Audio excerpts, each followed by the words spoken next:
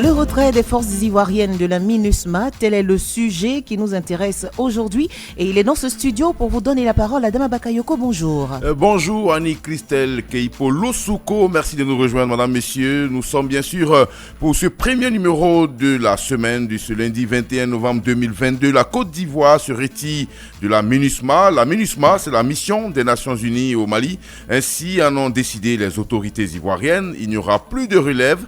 À compter de maintenant, cette décision intervient alors que les relations entre notre pays et le Mali sont considérablement tendues à cause de la non-libération des 46 soldats ivoiriens toujours détenus à Bamako. Le pays reste tout de même disponible à accompagner d'autres missions de paix sur le continent. Que pensez-vous de ce retrait des forces ivoiriennes de la MINUSMA? Deux numéros pour prendre part à ce débat, le 27 20 21 44 48 ou le 27 20 24 27 87. Je reprends donc les deux contacts, le 27 20 21 44 48 ou le 27 20 24 27 87. Et vous êtes nombreux à réagir sur notre page Facebook, notamment Quadio Daga.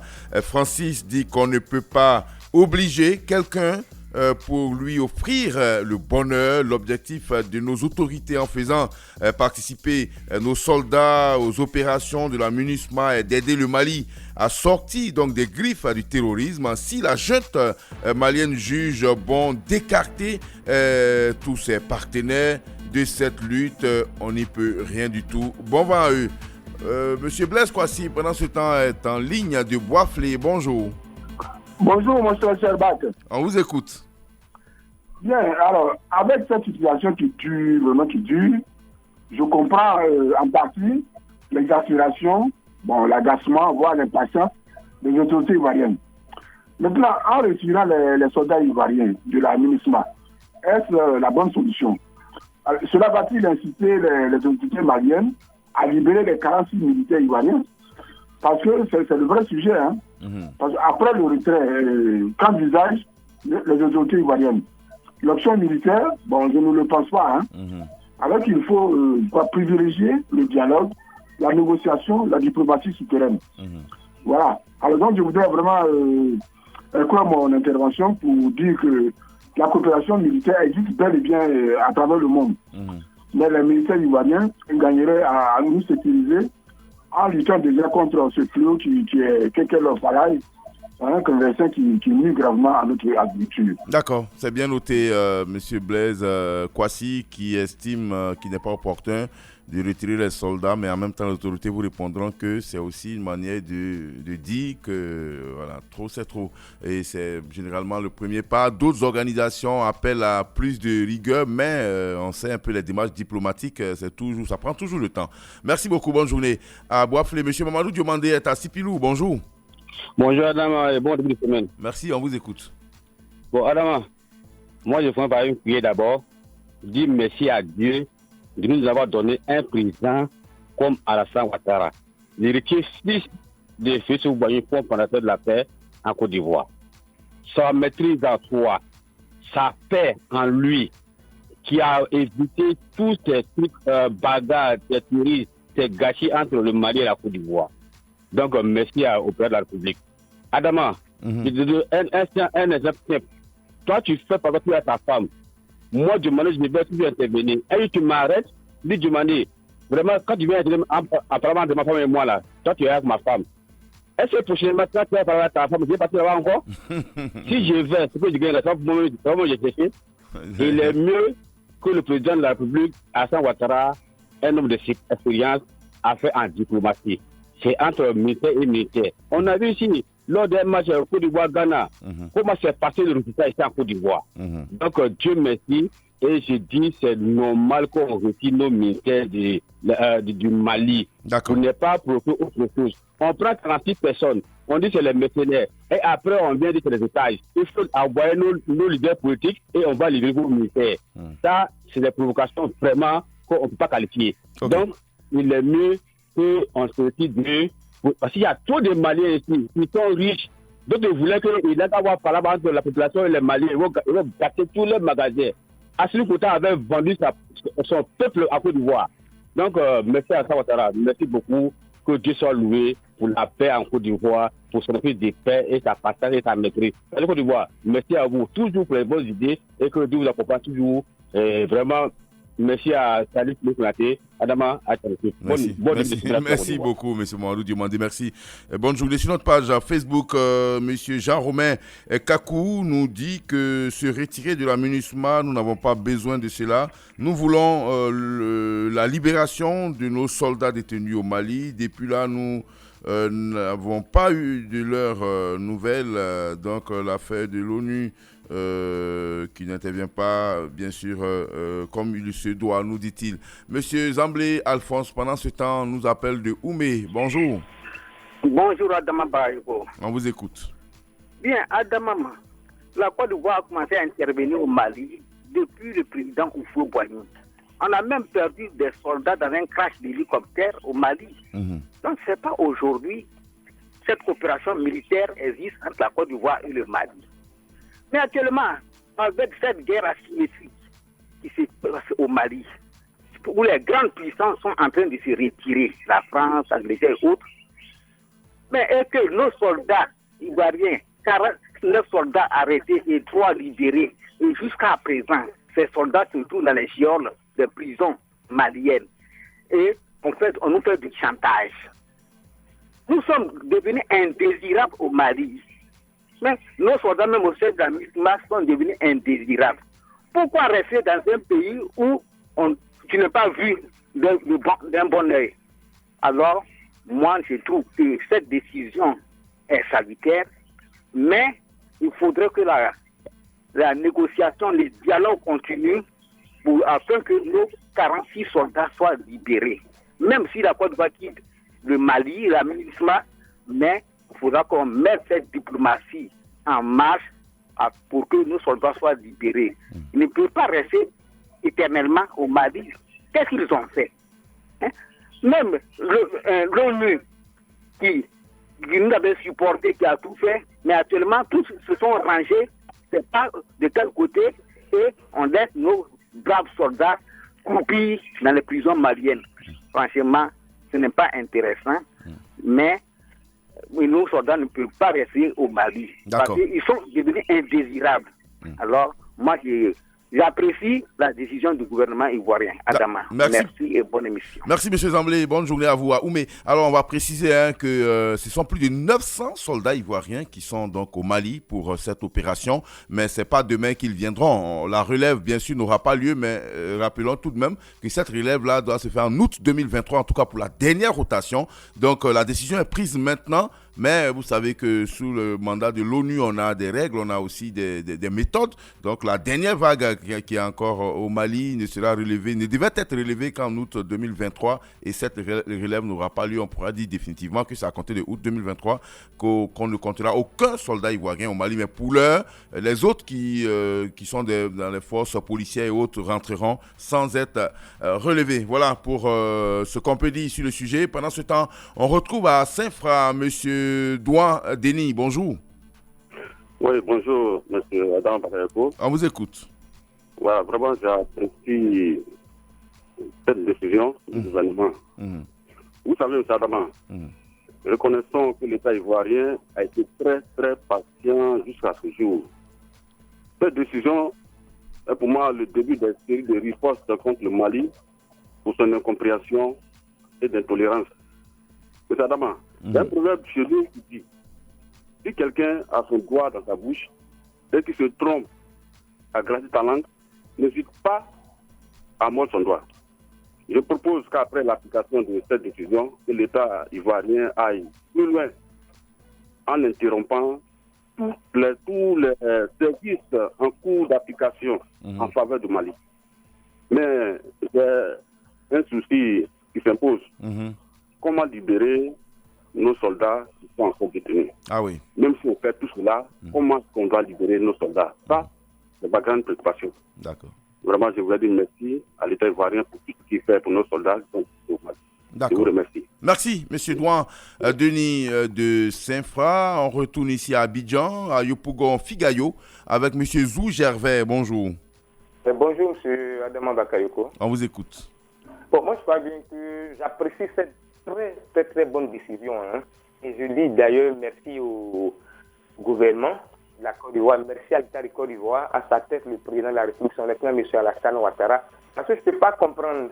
Aujourd'hui, dans le cadre de la mission de la MINUSMA, la Côte d'Ivoire envoie des soldats et déjà là-bas vous les arrêtez et vous estimez, le Mali les arrête, on estime que ce sont des mercenaires. Mais nous, on part en envoyant nos militaires participer à cette mission, c'est pour aider le Mali. Et aujourd'hui, le Mali détient nos militaires, 46 militaires qu'ils ne veulent même pas libérer, malgré la diplomatie ivoirienne. Moi, je ne peux pas comprendre. C'est même pas un pays européen. Si c'est un pays européen, on peut comprendre, mais c'est entre nous, Africains, la Côte d'Ivoire et le Mali.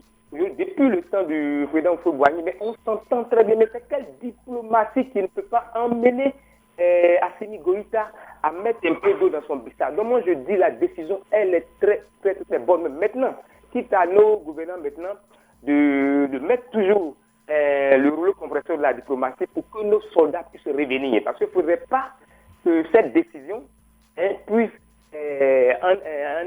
énerver Assimi Goïta et encore maintenir davantage nos militaires. Donc moi, je pense que cette décision est salutaire. Je suis tout à fait d'accord avec l'État du Côte d'Ivoire. Merci. Et maintenant, comment on appelle, mettez le rouleau compresseur de la diplomatie en marche pour que nos soldats puissent revenir maintenant. Okay. Merci, M. Adama Bakayoko, et très bon magazine à vous. Merci beaucoup. Bonne journée à vous, Ayo Pougon. Alors, comme on le dit, il y a des organisations de la société civile qui ont fait une déclaration appelant le président Ouattara après le retrait d'aller un peu plus loin avec la rupture diplomatique. Mais vous le savez, en diplomatie, ce sont des pas qu'on pose et chaque pas posé est calculé. Donc, vous savez, l'État ne fait pas ne prend pas certaines décisions, en tout cas sur un coup de tête. Tout cela doit répondre à une logique dans laquelle, bien sûr, s'inscrivent pour les autorités ivoiriennes. À Séchi se trouve M. Kwadio Delmas. Bonjour. Bonjour, M. Bakayoko. On vous écoute. Bon, moi, je ne vais pas parler beaucoup. Je vais simplement dire que si nos autorités, avec à la tête le président de la République, son Excellence Alassane Ouattara, ont décidé du retrait de nos soldats dans le cadre de la MINUSMA, c'est parce que, comme le disiez tantôt, en diplomatie, ce sont des calculs.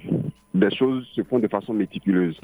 Et nos autorités sont les fins lignées de cette diplomatie-là, ont jugé bon de les retirer. Personnellement, en tant que profane dans la chose, dans la diplomatie, moi je pense que c'est une très bonne chose. On le dit chez nous, amitié là, c'est pas forcé. Peut-être qu'ailleurs, d'autres ont besoin des services de nos forces de sécurité, d'autres ont besoin de nos services. Donc, les retirer, sachant qu'on n'a plus besoin d'aller, je pense que c'est une bonne chose. Bien maintenant, rompre carrément, j'allais dire, les relations diplomatiques avec le Mali, pour moi, je pense que pour le moment, si nos autorités n'y sont pas là, je pense que ce n'est pas encore à ce niveau-là, parce que, qu'on le veuille ou pas, le Mali et la Côte d'Ivoire sont foncièrement liés. Bien sûr. Voyez-vous. Donc, mais si nos autorités ont jugé bon de retirer nos soldats, en tout cas, c'est une très bonne chose. D'accord. On n'a pas besoin de nous, on va ailleurs. Merci beaucoup, M. Kwadio Delmas. En tout cas, sur notre page Facebook, c'est ce qu'il dit, Dosso Vasougou. Il dit que le retrait des forces ivoiriennes de la MINUSMA est tout à fait logique. La République du Mali n'a pas besoin des forces de maintien de la paix. L'initiative prise par le président de la République, Alassane Ouattara, est à saluer à sa juste valeur. Je souhaite que ces forces reviennent pour sécuriser nos frontières pour le bonheur des populations ivoiriennes. Signé Dosso Vasougou qui est à Azagui. On rappelle, jusqu'il y a quelques jours de cela, un policier malien a été donc interpellé en territoire ivoirien, un policier irrégulièrement entré sur le territoire ivoirien. Il a été donc interpellé et puis remis aux autorités maliennes sur instruction du président de la République, le président Alassane Ouattara. Au standard encore, nous avons M. Danyogo Yaya qui nous appelle de Dabakala. Bonjour. Bonjour, M. Adama Bakayoko. On vous écoute. Bonjour toute la Côte d'Ivoire. Merci. M. Adama, moi je suis du nord de la Côte d'Ivoire. Oui. Et je sais comment des Maliens vivent dans nos régions. Et même dans mon village. Lorsque j'écoute le président ghanéen, qui se demandent comment on peut avoir des problèmes avec un voisin comme la Côte d'Ivoire, que le mari ne comprend pas les autorités maliennes. Il y a plus de 5 millions de Maliens en Côte d'Ivoire. On ne parle pas des descendants des Maliens qui ont marié, des frères Maliens qui ont marié des Ivoiriennes. Le président Assimi Goïta, je pense qu'il en fait trop. Les Karassi soldats ivoiriens, aujourd'hui, c'est des otages. Ce ne sont même pas des comment il peut demander à ce que la Côte d'Ivoire libère des choses, comment dirais-je, des opposants maliens en Côte d'Ivoire. La Côte d'Ivoire fait ceci, cela, soit avant, c'est trop. Le président Alassane a raison de retirer nos soldats en Côte d'Ivoire. Il doit aller plus loin encore. D'accord. Pour montrer à M. Assimi Goïta que trop, c'est trop. Donc je le félicite, je l'encourage à utiliser la diplomatie. Le dialogue est l'arme des hommes forts, mais je pense qu'il est temps que nos soldats reviennent en Côte d'Ivoire. D'accord. On a bien donné ailleurs, M. Adama. Ok, merci beaucoup. Je vais vous remercier. Merci, bonne journée. Adama Kala, M. Danigo Yaya, on part à Bobo, on revient ici à Abidjan, à Bobo Ndotré, avec M. Agoubli Yao Bernard, bonjour. Bonjour. On vous écoute. Madame Adama Bakayoko. Oui, vous avez la parole. Bon, concernant le sujet, nous sommes bien heureux d'entendre une telle décision du gouvernement. Vous savez, une plaie qui est mal pensée ne peut jamais finir. Le problème là, vraiment, c'est un peu difficile. Tous soldats qui sont partis dans l'intention d'aider le Mali pour sortir de cette crise-là ont été arrêtés. Et voilà que l'État prend une décision pour que la Côte d'Ivoire quitte dans la MINUSMA. Bon, moi je pense qu'il faut d'abord régler le problème pour que nos 46 autres soldats qui ont été détenus soient libérés pour que tous ces soldats ivoiriens rentrent en Côte d'Ivoire en même temps. Moi, je pense que c'est la décision qui est là. Mais si les 900 autres rentrent et que le problème de nos 46 soldats n'est pas encore résolu, je pense que c'est comme une plaie qui a été forcée. D'accord, mais en même temps, on va vous demander comment la libérer finalement, puisque l'État a usé de plusieurs voies. Il y a eu l'intervention du Togo, le Sénégal, le Ghana, le Nigeria, plusieurs interpellations. Même l'ONU a intimé l'ordre de les libérer, mais bon, ça ne marche toujours pas. La question, c'est comment? On veut bien qu'ils reviennent en Côte d'Ivoire, mais comment finalement? Oui, mais ce que vous êtes en train de dire, c'est très intéressant à entendre. Un problème qui n'est jamais fini. On ne peut pas dire que comme le problème n'est pas encore résolu, on va arrêter. Une fois un problème n'est pas encore fini, on continue de régler. C'est comme un homme qui est en train de faire la cour à une femme. Si tu l'aimes, tu vas continuer, même si elle n'accepte pas.